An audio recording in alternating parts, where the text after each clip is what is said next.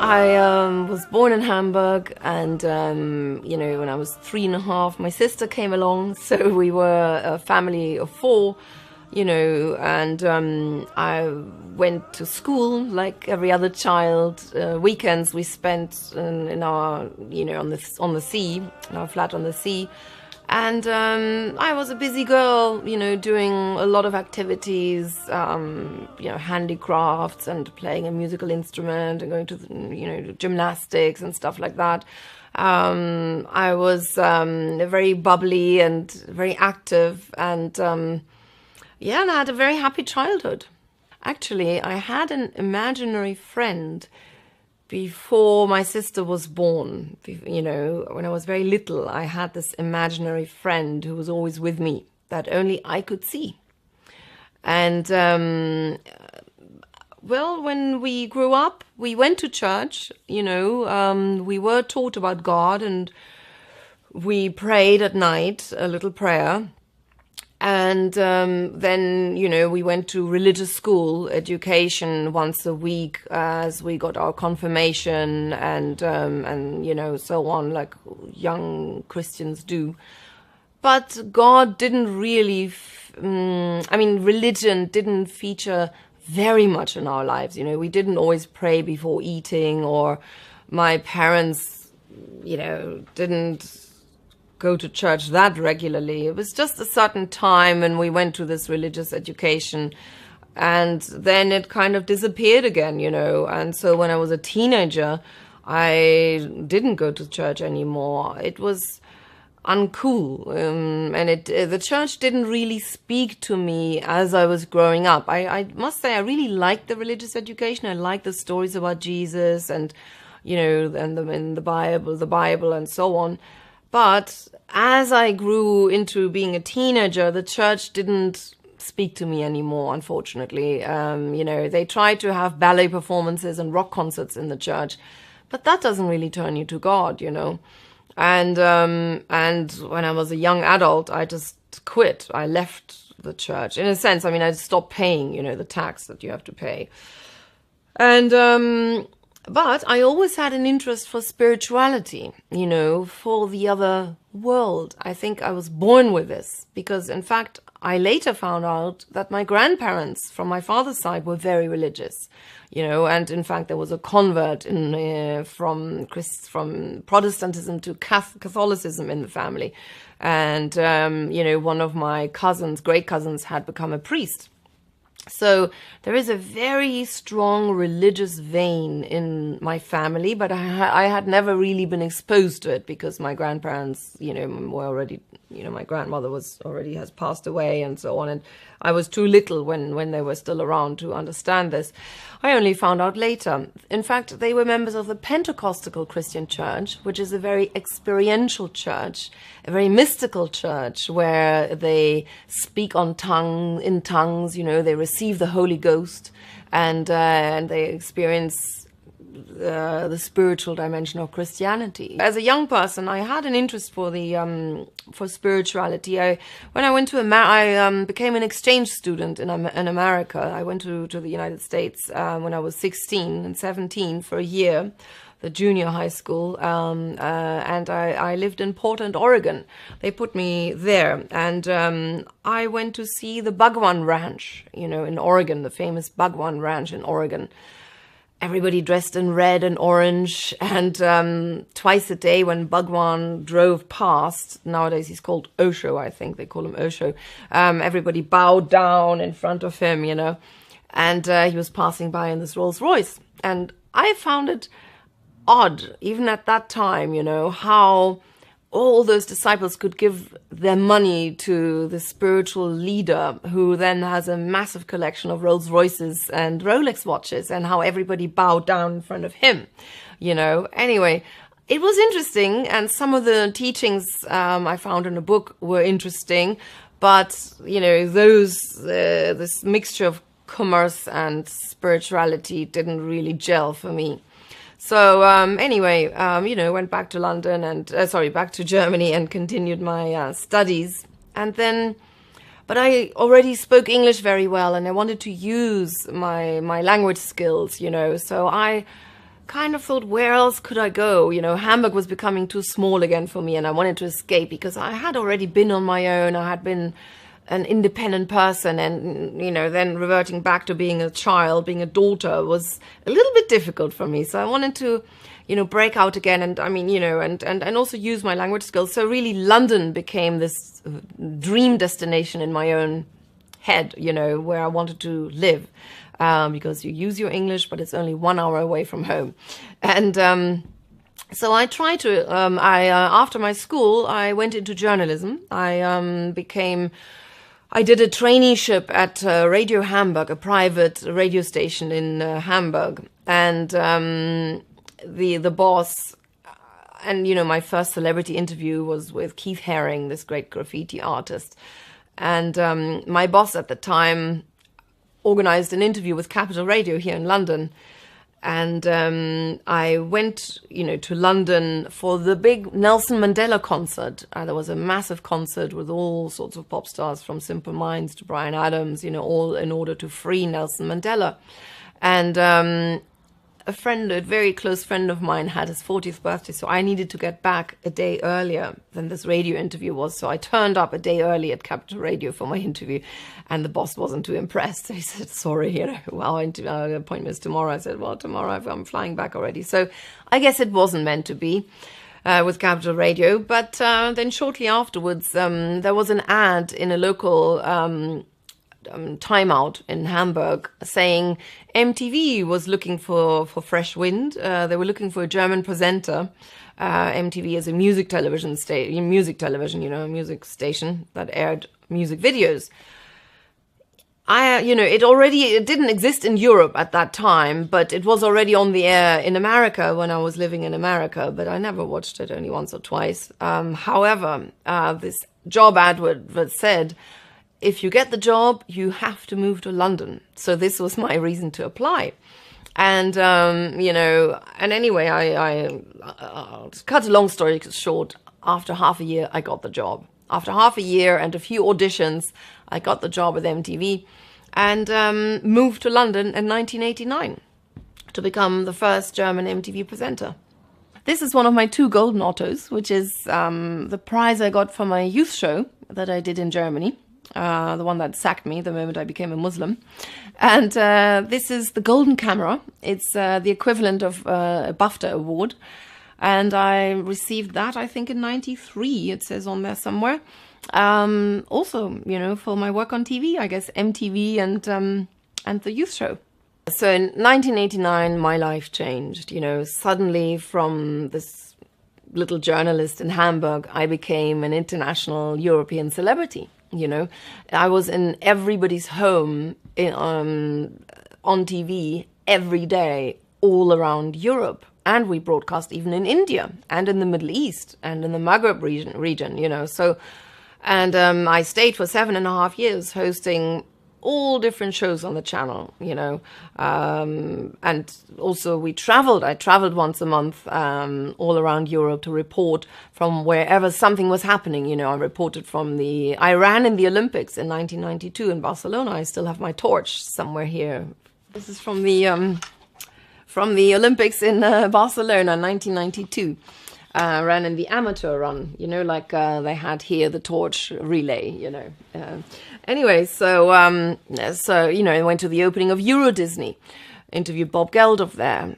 We went to some mega football match in Istanbul, you know, wherever I went to the opening of the Rolling Stones show in Boston. So even, you know, further afield we went. And it was very special, you know, interviewing all sorts of major stars, you know, all the big players in music, and meeting them and going out with them and hanging out. You know, I went out at night here in London and told Europe what was happening on the scene the next day. You know, it was a very special time. And you know, and you can say I was the hot chick in town. I had 3 invitations every night. You know, I had to decide, should I go with this film director or with this pop star, or, you know, my God, how times have changed. And anyway, so then at the height of my career, you see, it was fantastic. It was exciting. It was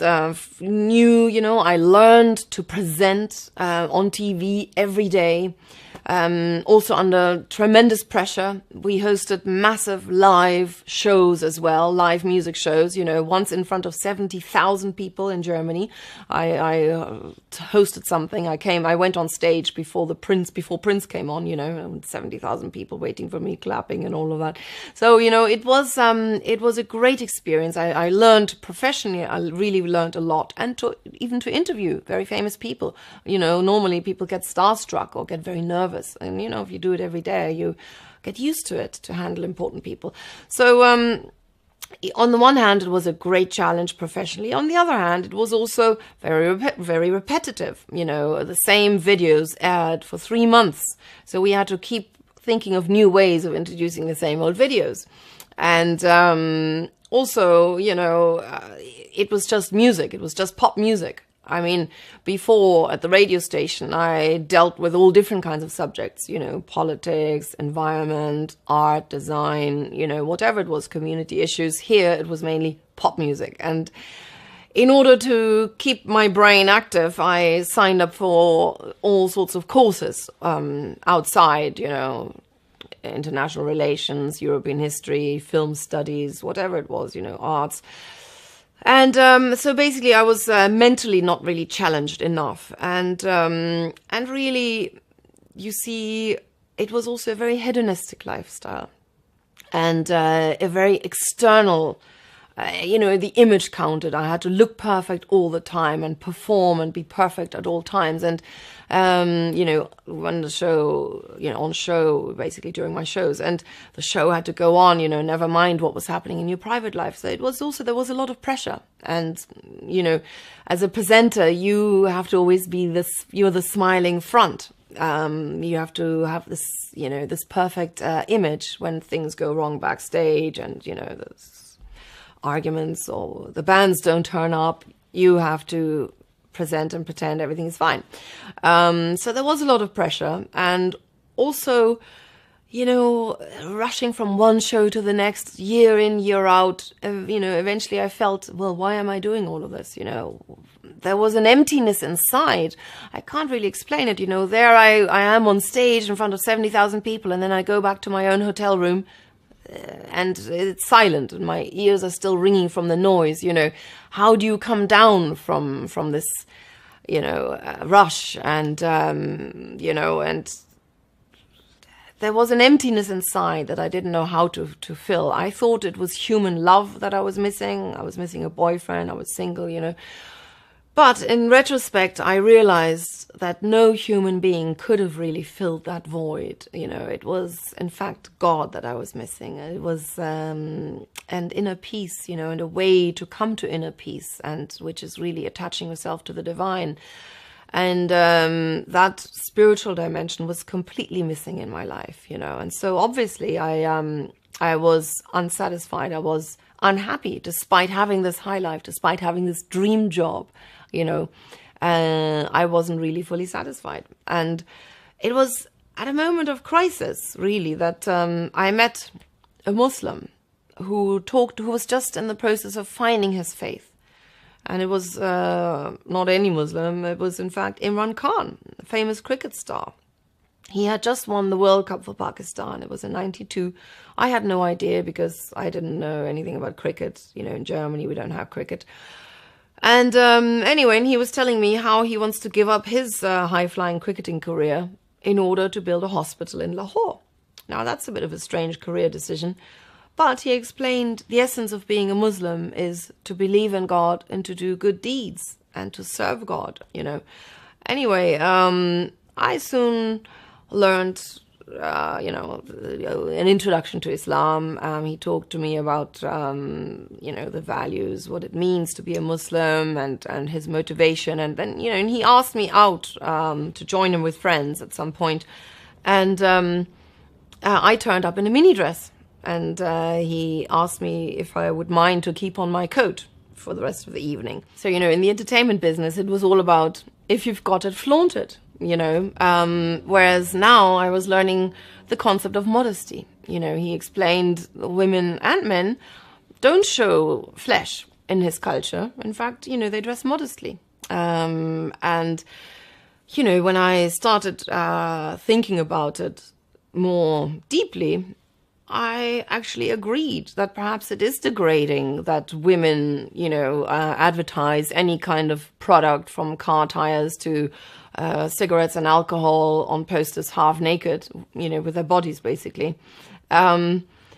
And even now I wonder, why do women have to turn up in business meetings, showing like everything, whereas men are always wearing their suits? I mean, it is degrading. And so I fairly quickly got that point, and in fact changed my style of dress while I was working on MTV, and I started wearing longer skirts and higher tops. And in fact, at the time, the fashion was grunge, so no one really noticed. But, as the fashion changed, my clothes stayed longer, and I felt much more dignified and more comfortable that way. Who needs to be whistled at for their long legs? I mean, even now when you go out in the winter, in the freezing winter, women are wearing belts as skirts and then high heels like this. I don't know how you can walk on this. And I mean, aren't people freezing? And then they freeze to death, as we had a few women now freezing to death after they, came home from a nightclub and couldn't find their key or something like that, Anyway, it's all very bizarre, and I do feel happy to nowadays to be more covered. I learned the concept of modesty through Imran and everything else really about Islam, slowly but surely. I mean, he played Sufi music to me. Nusrat Fateh Ali Khan, I don't know if you've heard of him, but he's a very big Pakistani singer, singing about love for the beloved, which turns into love for the ultimate beloved, love for God. And those lyrics really touched me in a way no pop song has done on MTV. For example, there's in my book, my book which tells my story in depth, by the way. I put one of those little poems, written by a great Sufi from the Sufi master from the subcontinent, which is the sort of stuff that opened my heart at the time when I was presenting on MTV. He wrote, his name is Bulleh Shah, and he wrote, "You have learned so much and read 1,000 books. Have you ever read yourself? You have gone to the mosque and the temple. Have you ever visited your soul? You're busy fighting Satan. Have you ever fought your ill intentions? You have reached into the skies, but you have failed to reach what's in your heart." So, so let's basically look into our hearts and our souls, and that is really where the seat of God and where we can find our peace and our divine spark, and where it's at, really. So anyway, the journey continued. I listened to more Sufi music. I started reading books on Islam. In fact, the very first book Imran gave me was called Man and Islam by Ali Shariati. And it really spoke to me, He talked about how the soul is entrapped in the cage of the body, and how it longs to attach itself to the divine, and how you can do this through love and faith. And, and he criticized our civil society here in the West, where civilizational diseases are on the increase, like depression, and all sorts of mental problems, health problems, and we don't know what to do about it. Families are breaking down, and how civil is that when we don't even look after the old, after our elderly people, and stick them in homes? So, I mean, he had a lot of good points in this book. And I continued reading, Gay Eaton, The Destiny of Man in Islam, Islam and the Destiny of Man, and Martin Ling's The Beautiful Biography on the Prophet, peace be upon him. And Muhammad Asad, Road to Mecca. He was a Jew, Leopold Weiss, and became a journalist. I mean, he was a journalist, in fact, in the 1930s, and became a Muslim and one of the scholars of Islam. And he translated the Quran into English, in very popular translation. And, you know, so I read it. I continued reading books on Islam ever since. And, you know, and I was just, you know, it was mind-blowing what I found. I found a whole new universe. And I found a lot of commonalities. And I learned that really Islam is a continuation of Christianity. It's not something separate, or something altogether foreign or alien. It's actually a continuation of Christianity. And, you know, and all the concepts I was reading about God is one. He, you know, we worship him and him alone and directly. And, you know, and he's the source and destiny of everything in this universe and all the other universes. And, you know, we are responsible for our own deeds. We're not born as sinners and someone else has taken away all our sins already. I mean, it is logical. The message just makes sense. And, you know, as I was reading with an open heart and an open mind, I realized, you know, this is the truth. I couldn't escape it, you know. And, however, I had questions about women issues, you know, are women not treated as second-class citizens? Are women not suppressed in Islam? And then Imran asked me to travel with him to Pakistan to visit him. And, you know, with a few friends, we went on some hiking trips. And I paid particular attention to how women were treated and how I was treated as a Westerner. And I must say, you know, everybody I met treated me with great respect, you know, and addressed me as a sister and didn't flirt with me in an inappropriate manner, you know, which happens so much here. But, you know, I felt I was really well respected. And I mean, what particularly touched me was the warmth and the generosity and the kindness of the Muslims I met, you know. And we traveled high up the mountains and, you know, to a place beyond Hunza, where the famous apricot comes from, you know, where people live on top of their animals. They're so poor. So the natural heat of the body of the animals, you know, keeps them warm. And they have no satellite dishes, no running water or anything. And yet, you know, they were dignified. They were generous even. You know, they offered us whatever they had. Almonds, nuts, apricots that they were drying with a bismillah in the name of God. And I was, you know, I liked the fact how much God featured in people's lives, how God was really at the center of people's lives, and how people could be so generous despite their dire poverty, you know. And it really made me reflect and made me think and reevaluate my life in the West, which, you know, was so different. And we got annoyed for very, you know, inane reasons. And, you know, and here people were really struggling with the essentials and seemed to bear it, you know, with dignity. So, and I had a lot of incidents, you know, as I was shuttling between the worlds, which I write about in my book, you know, how I was touched and by the way Muslims dealt, you know, with issues in life, with challenges, with, you know, how it can work in a very different way to what we're used to, you know. So, yeah, I continued reading for 3 years and meeting Muslims, asking questions and so on.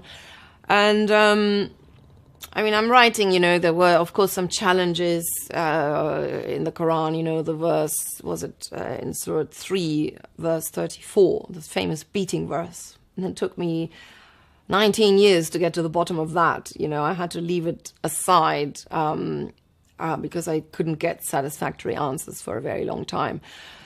But overall, you know, the spirit of the Quran and, you know, the message overall is sublime and is, you know, and we're not meant to nitpick and find, you know, criticize little points if we can't understand, you know, with our mere human comprehension or beginner's way of seeing things, then it's best to leave certain things behind and come back to them later.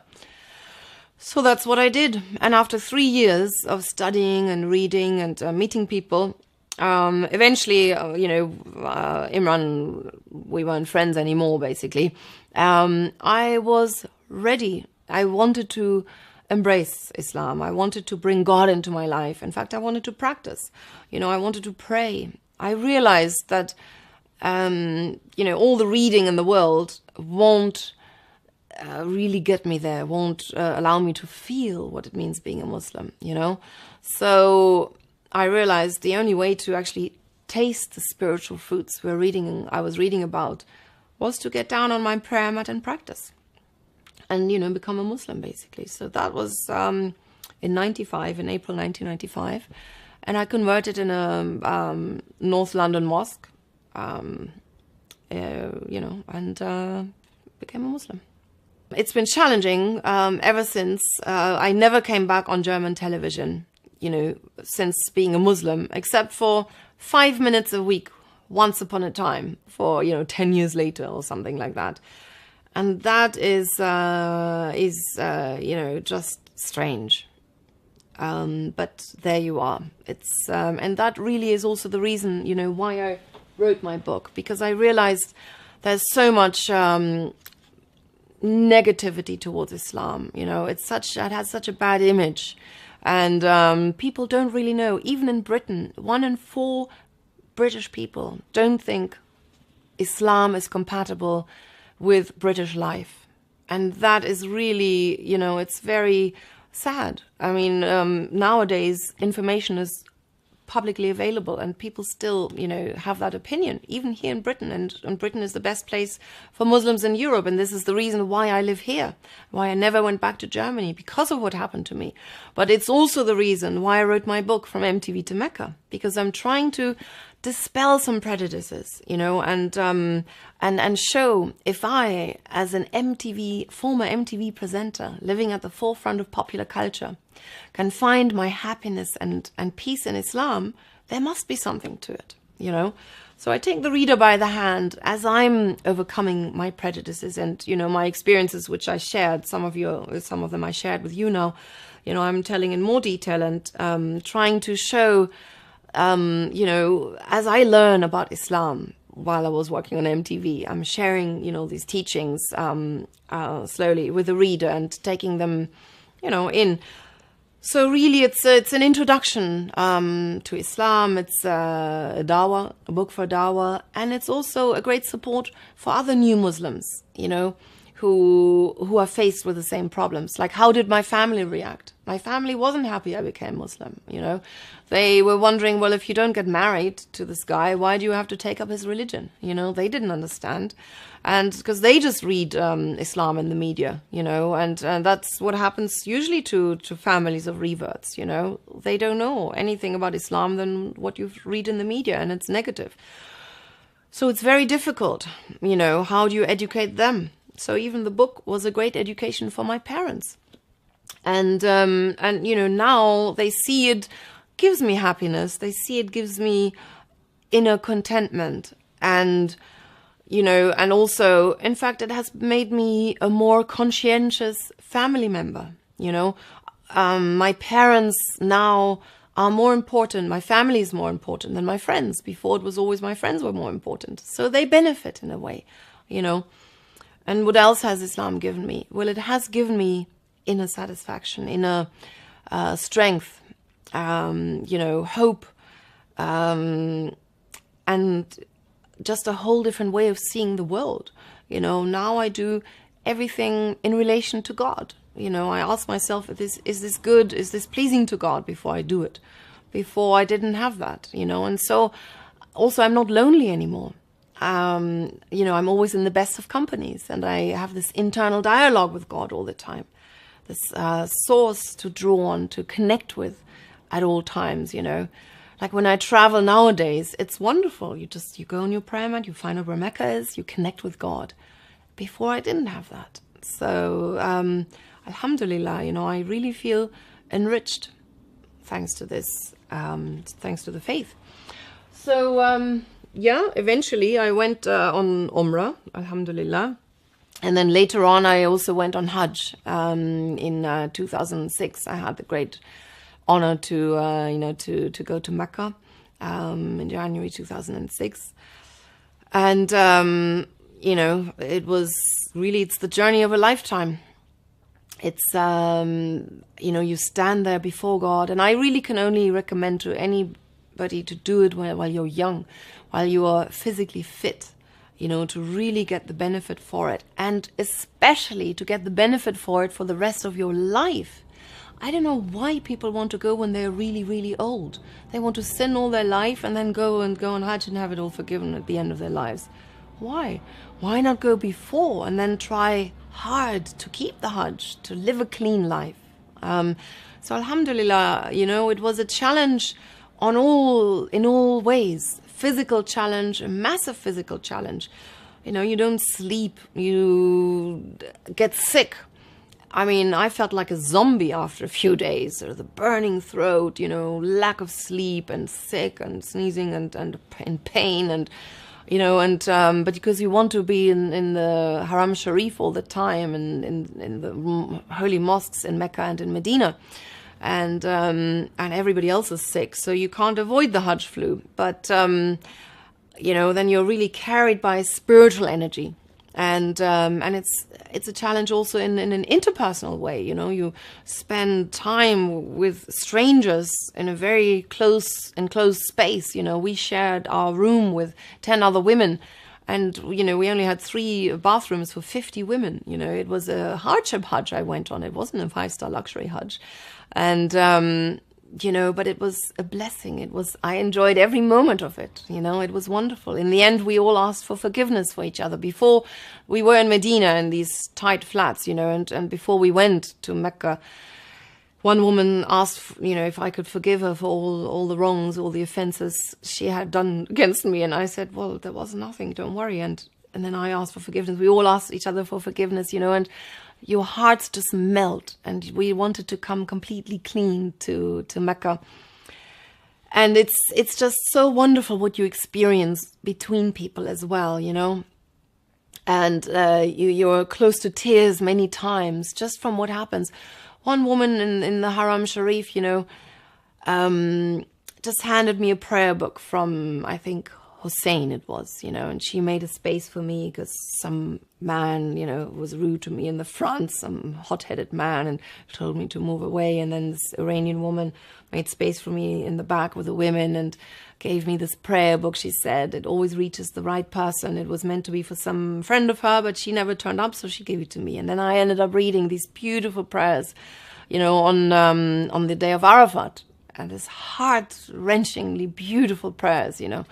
And yeah, you know, and it's so special. They say on Arafat, there's so many angels around. If you would throw a needle, you would hurt an angel, you know. And it's that special time during, I think, Asr time, around Asr time, you know, that everybody goes out and asks for forgiveness.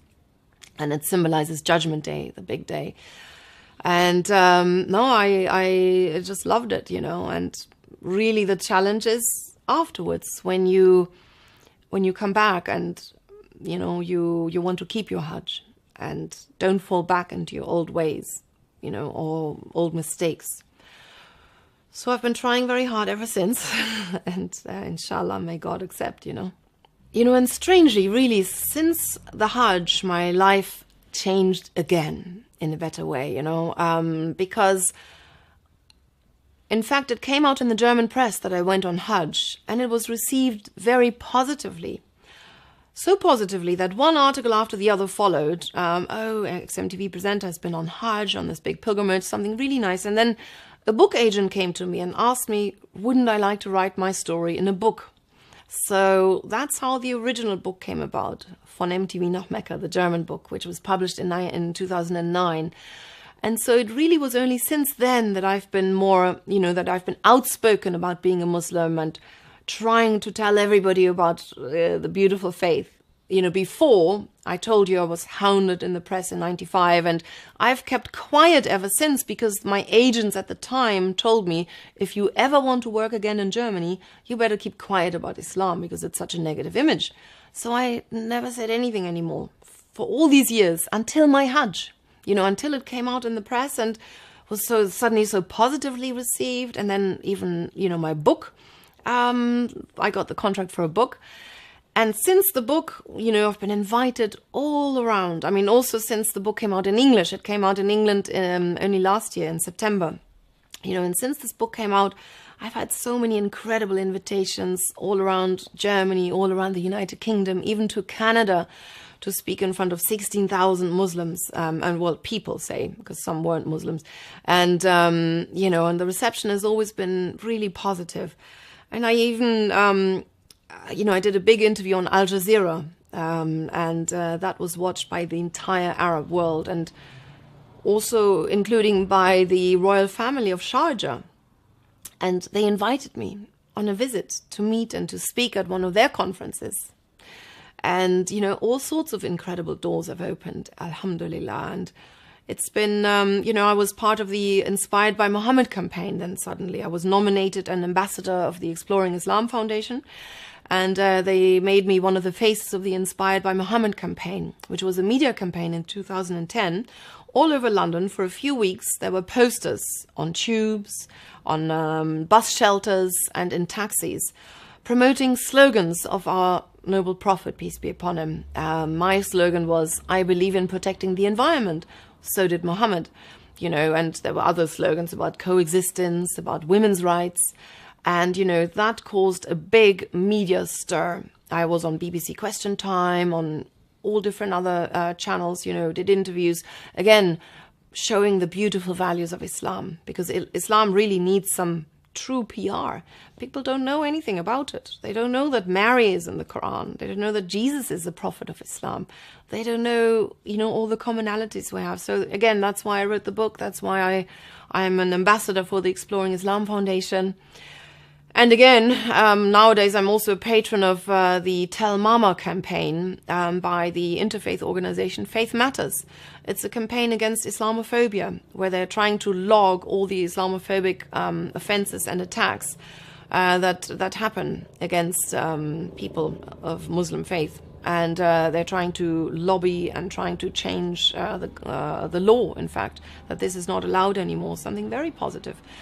So, you know, I'm more active now in trying to make a contribution in terms of, you know, dialogue between Islam and the West and promoting the positive values. And recently I've produced a television show, MTV to Mecca, which is a cultural show featuring contemporary Muslim culture and lifestyle that I'm trying to place on TV, again, to inspire, you know, non-Muslims, to show them the beauty in all its different facets of Islam, you know, art, fashion, design, inspirational people, lifestyle, how we break fast, you know, the cuisine, or how we celebrate the Prophet, peace be upon him, etc. So I'm trying to find a channel who would like to air this, you know, as an inspiration to Muslims and non-Muslims alike, inshallah. Well, the future, as you know, is only Allah knows the future.